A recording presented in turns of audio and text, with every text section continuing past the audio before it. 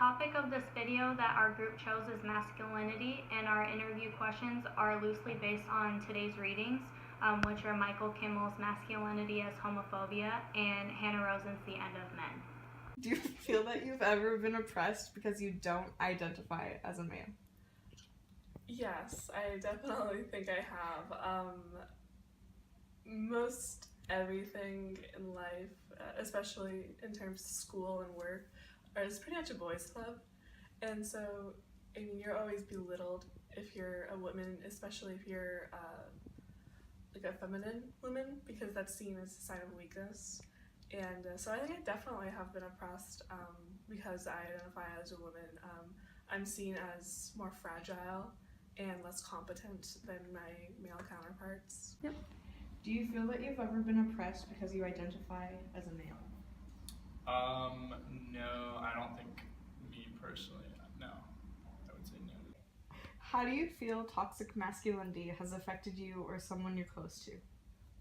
Well, I grew up with my dad and my brother, and then we also had my 3 boy cousins in the house living with us about 6 months out of the year.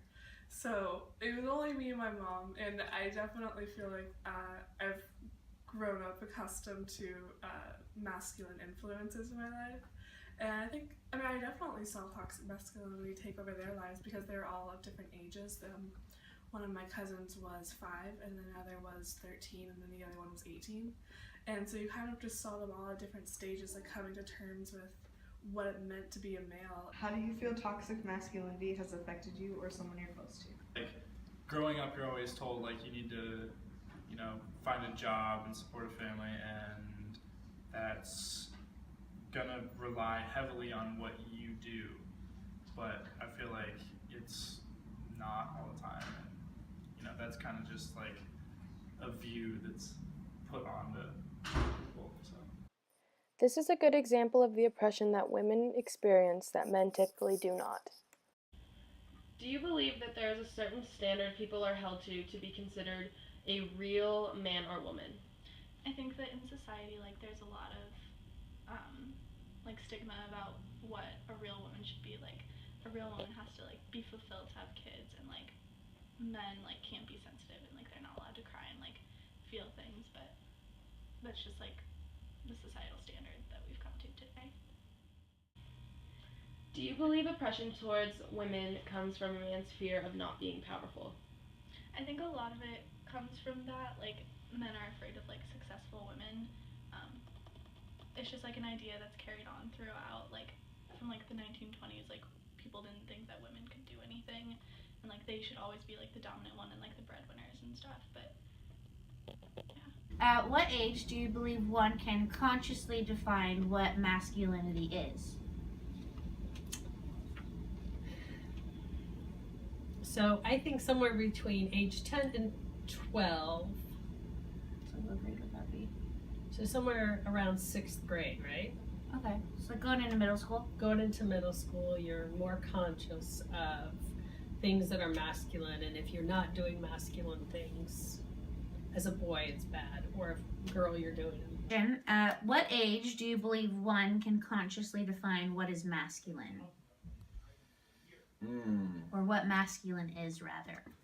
Consciously defining masculinity comes at a relatively early age. I think boys probably start picking it up as soon as they can speak or understand language. And girls too, because they're constantly being redirected in the proper gender roles that they're born into. Here, it is possible to see discrepancies between a man and women from an older generation. Have you ever avoided doing something for fear of appearing too masculine?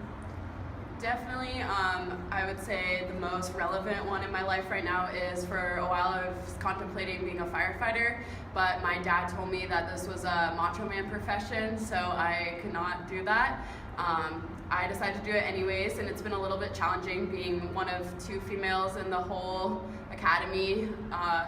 I can tell that I get looked down upon frequently, just one, because I stand out a lot because of my size. I'm a lot smaller than the other males, but overall I'm glad I did it because they're actually really accepting, and it's usually people in the public who say that it's too masculine versus the actual firefighters. Here's a good example of a woman breaking a stereotype about masculinity. Do you think the ideas of masculinity and femininity need to change or go away completely? I definitely think that they need to change. I think that they kind of put people in categories, and if you don't feel like you fit into a category, it's extremely exclusionary.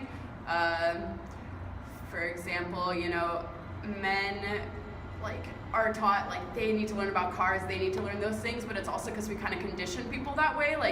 I was never taught how to work a car or anything about cars because it's known as a masculine thing. So I think in the realm of maybe we could try to make things more neutral or give people the option, and it's okay if someone wants to be a stay-at-home mom, but it's also not necessary or their role. What does masculinity mean to you? To me, masculinity is just a descriptive trait or characteristic of a man. Do you think that the ideas of masculinity and femininity need to change or go away completely? As descriptive traits or characteristics of people, I think they're fine, but when used in a derogatory manner, yeah, that's inappropriate and not something that we need. Why do you think masculinity is so important to men in our society? Because men in our society, and women, but for this question, men are more concerned with what everyone else thinks about them than what they actually believe in and care about. Based on the answers given by the interviewees, a pattern emerges. It seems that many young people in Portland have similar beliefs on masculinity in society. These beliefs definitely relate back to the article Masculinity as a Homophobia by Michael Kimmel. Obviously, masculinity has a huge effect on society. So what should feminists do about it?